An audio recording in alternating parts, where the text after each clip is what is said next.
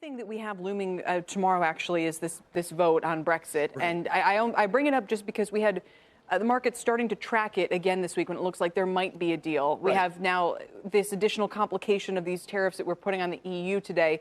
How important is tomorrow's vote going to be? Well, listen, I think it's certainly important for Europe. I don't necessarily think it's going to affect U.S. stocks or U.S. mindset in terms of our investors going to continue to buy U.S. stocks. But I think, though, it is important for the broader picture, and everyone will be watching it for sure. It's kind of, I guess, a way to say has been one of the items on the list of worry, right? If it comes off, then I assume great, and the market rallies on that. But if it stays on, but there is some question about whether the Parliament is actually going to be able to ratify it. Northern Ireland is already kind of pushing back on it. He's got to get 21 people.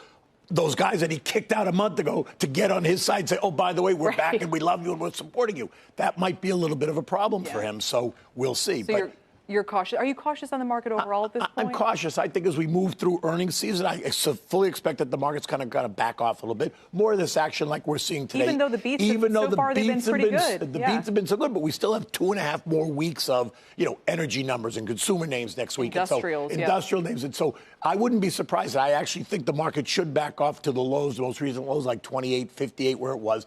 And then we rally into year end. Okay, Jeff, how would you be positioned? I mean, are you basically saying the market overall is people can be comfortable with exposure, or would there be sectors or individual names you'd recommend?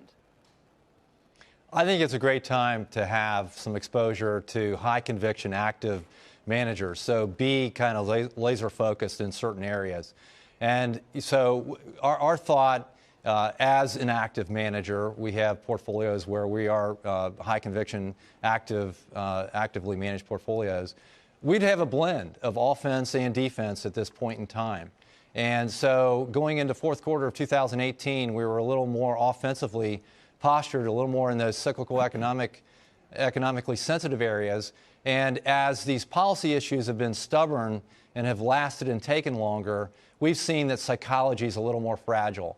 So we've kept cyclical exposure, but softened it just a bit. So for example, selling Morgan Stanley and Schwab that have some headline issues, very cyclically oriented. They face challenge from lowering rates and shifted into Intercontinental Exchange, a brokerage. They own the New York Stock Exchange, levered to commodities brokerage and also, just enhanced trading during rising volatility. Got it. So we're repositioning a bit.